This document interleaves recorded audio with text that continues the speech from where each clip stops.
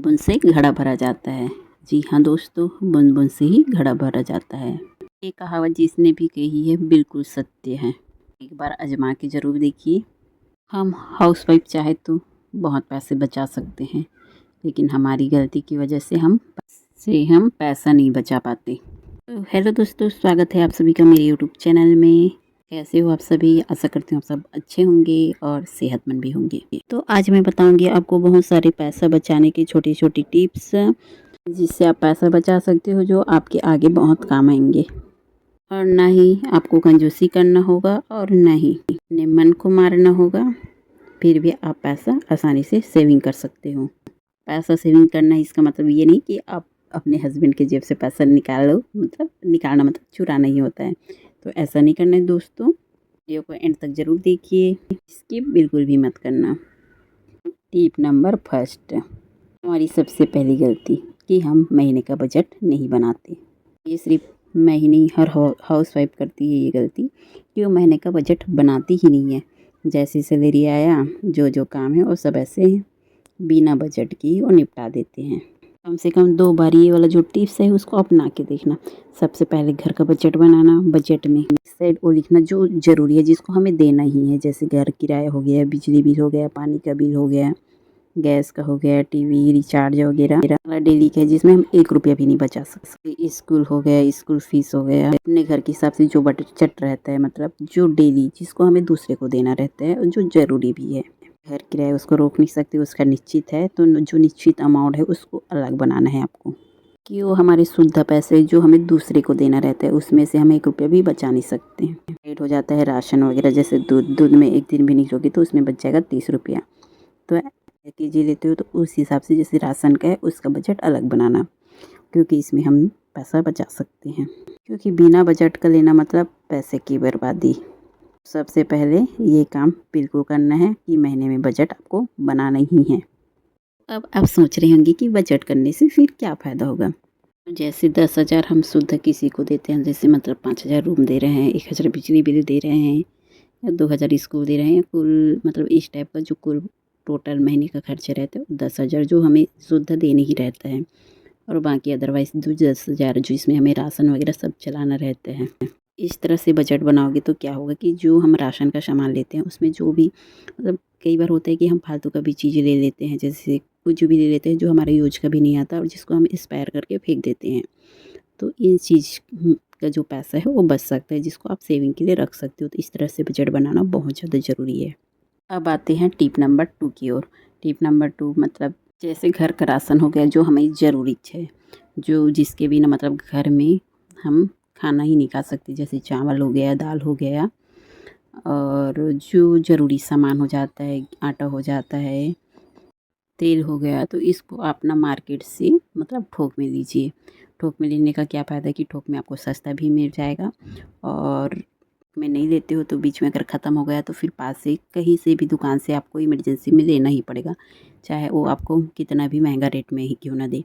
जैसे दाल ही ख़त्म हो गया, क्योंकि अब थोक में नहीं लेते तो दाल जल्दी ख़त्म हो जाता है हफ्ते हफ्ते में। तो हफ्ते हफ्ते में अगर लोगे तो 10-10 20-20 रुपया का रजिस्टर ही लगाएंगे तो आपके कितने पैसे चले जाएंगे आप सोच सकते हो। इसलिए महीने का जो है वो थोक में ले लेना, दाल चावल जो भी अब जो डेली खाते हो वो कि जो पैसे बचेंगे वो आपकी सेविंग के काम आ जाएंगे।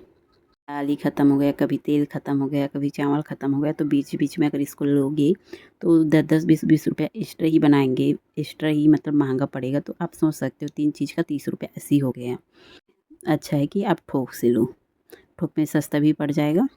सेम बाथरूम का सामान हो गया, शॉप वगैरह, साबुन वगैरह, तो इसको भी आप थोक में लीजिए। बर्तन धोने का साबुन, ये सब चीज़ आप थोक में ले लीजिए वगैरह, तो इसमें भी आपको फ़ायदा ही रहेगा। अब आते हैं टिप नंबर 3 में, जो फालतू के खर्चे होते हैं।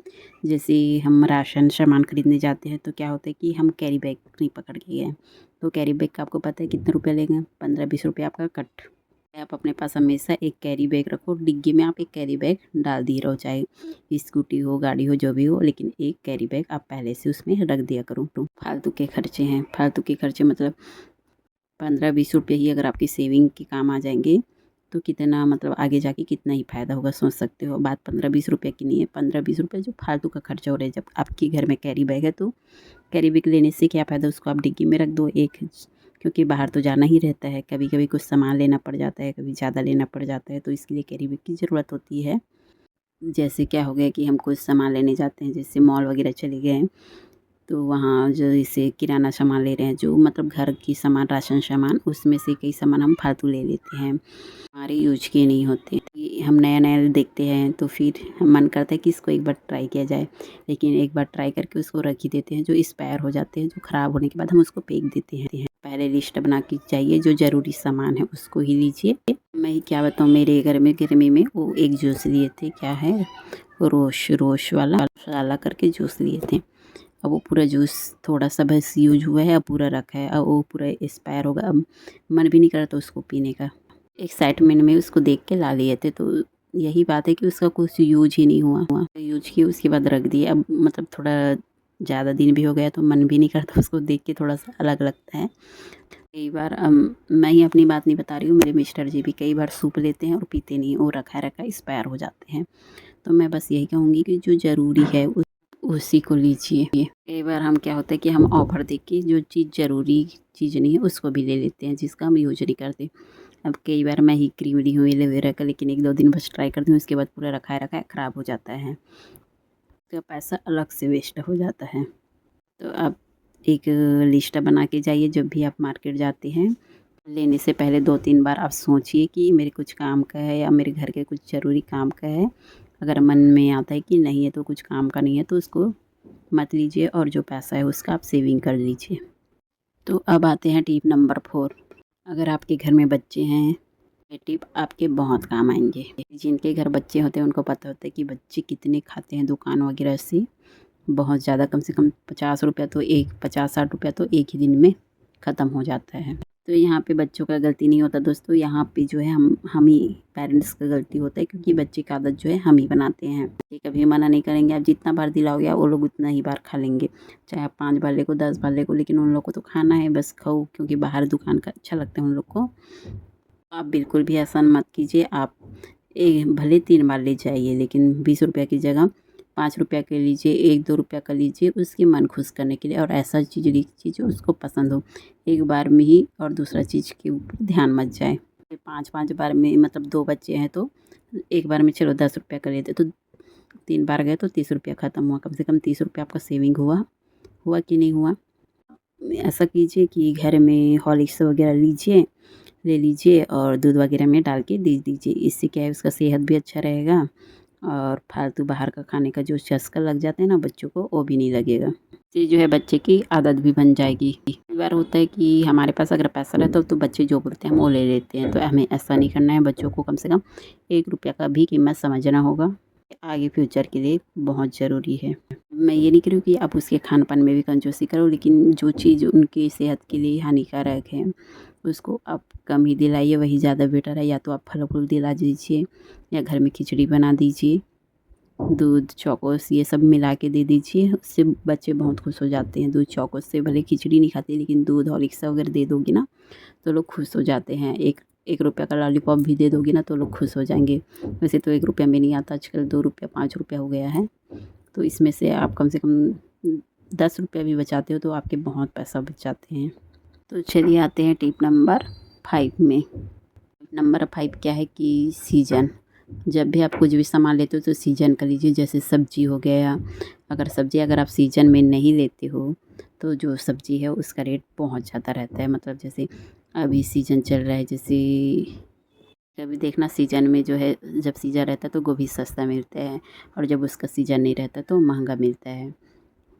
कभी कभी ऐसा होता है ना कि मतलब जैसे जस्ट निकलती रहता है सब्जी, जस्ट चालू होता है उस टाइम महंगा रहता है, उसके बाद धीरे धीरे वो सस्ता हो जाता है।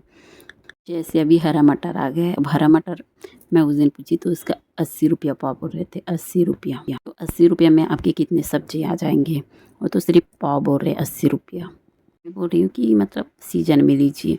जैसे अभी मटर का सीजन नहीं है, अभी आने वाला है, तो अभी जो शुरू में जो है मटर का रेट महंगा रहेगा, तो ऐसा महंगा नहीं लेना है, धीरे धीरे उसका सीजन आ जाएगा तो सस्ता हो जाएगा। फल फ्रूट में जिससे फ्रूट्स लेते हो, फल लेते हो, तो क्या है जैसे एप्पल का सीज़न रहता है तो एप्पल सस्ता मिलता है, अंगूर का सीज़न रहता है तो अंगूर सस्ता मिलता है। अगर उस सीज़न में नहीं लोगे तो वो सामान जो है बहुत महँगा मिलता है। उसी पैसे में आप कितना सारा फल ले सकते हो। तो टिप नंबर ये ज़रूर अपनाइए। टिप नंबर 6 24 घंटे का चैलेंज।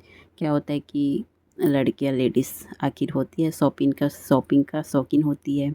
ये मतलब जो पसंद आए उसको लेने के चक्कर में ऑफ़र वगैरह देख के मन करता है कि इसको अभी ले लें, इसको तुरंत ले लें। कभी कभी होता है ना कि किसी का स्टेटस देखो, स्टेटस हमें अच्छा लग गया तो हम तुरंत उसको मंगा लेते हैं। लेकिन अगर वही सामने वाली अगर स्टेटस को तुरंत नहीं देती है, 5 घंटे के बाद देती है, तो हमें लगता है कि अब कोई मतलब नहीं उस स्टेटस से, उसको लगाने से। यही चीज़ है कि आप 24 घंटे का टाइम दीजिए। अगर कुछ भी सामान लेते हो तो जैसे कुछ भी शॉपिंग के बारे में सोचते हो तो कि मतलब वो चीज़ ज़रूरी है कि नहीं आपके लिए। मतलब क्या होता है कि हम ऑफ़र वगैरह के चक्कर में जो ज़रूरी नहीं है वो भी खरीद लेते हैं, मतलब जिसकी हमें अभी आवश्यकता ही नहीं है। कम से कम लेने से पहले आप 24 घंटा का टाइम दीजिए अपने आप को और 24 घंटा सोचिए। देखना उसके सेकंड दिन आपको उस चीज़ को खरीदने का मन ही नहीं करेगा।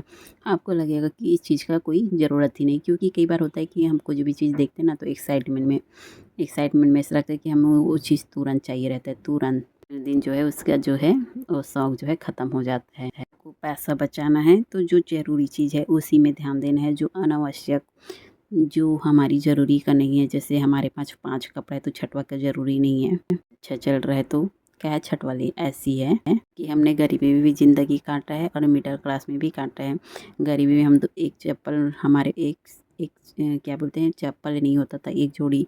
आज 4-5 जोड़ी चप्पल है, तो यही प्रॉब्लम है। 2 जोड़ी हम चप्पल लेके 3 जोड़ी चप्पल का पैसा बचा सकते हैं कि नहीं बचा सकते? बचा सकते हैं थी ना, क्योंकि गरीबी भी सब कुछ सिखा देती है दोस्तों। हमें 2 कपड़ा में काम करना, काम चलाना सिखा देती है, एक चप्पल में चलना सिखा देती है। धीरे-धीरे अगर हम थोड़ा-सा पैसा वाले हो जाते हैं ना तो हमें उस चीज़ की अहमियत नहीं होती। हमें 10-10, 20-20 जोड़ी कपड़े भी कम लगते हैं। चाहे गरीब तो ऐसे ही पैसे नहीं बचा पाते क्योंकि उनकी प्रॉब्लम है, उनको तो पैसों की कमी रहती है। लेकिन हम नहीं, मतलब जो अमीर लोग हैं, जो हमारी मिडिल क्लास है, वो लोग भी पैसे नहीं बचा पाते क्योंकि शौकीन जो है बढ़ गया है। पहले क्या होता था कि दाल, आलू चटनी, जो भी चटनी के साथ हम लोग खाना भी खा लेते थे, लेकिन अब वो क्या हो गया है कि दाल के साथ हमें सब्ज़ी चाहिए, 1-2 सब्ज़ी हमें चाहिए।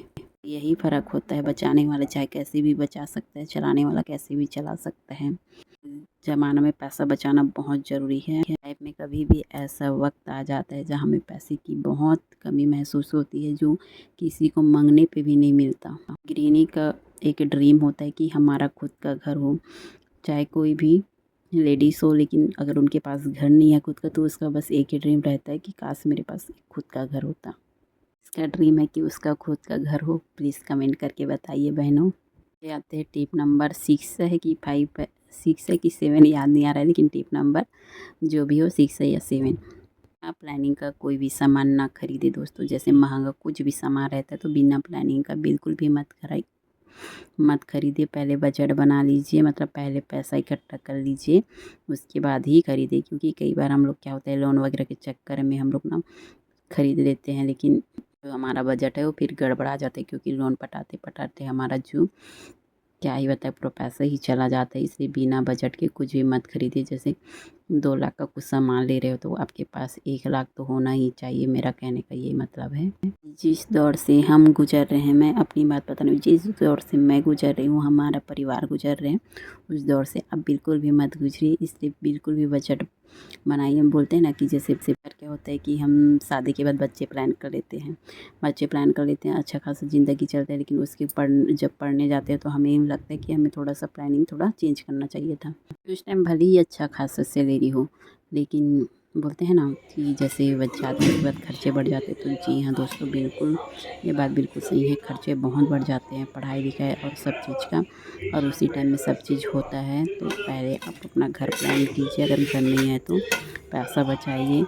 अगर आपके पास अच्छा खासा इनकम है, अच्छा खासा बजट है, तब आप अच्छा से बच्चे प्लानिंग कीजिए। एक साथ सब चीज़ करते हो, जैसे बच्चा हो गया उसका पढ़ाई लिखाई, इस तरह से घर वगैरह, लोन वगैरह, तो बहुत ज़्यादा प्रॉब्लम हो जाता है। आई होप आप सभी को वीडियो अच्छा लगा होगा। वीडियो को लाइक ज़रूर कीजिए और मेरे चैनल में नए हो तो चैनल को सब्सक्राइब ज़रूर कीजिए दोस्तों। तो मिलते हैं नेक्स्ट वीडियो में, तब के लिए बाय।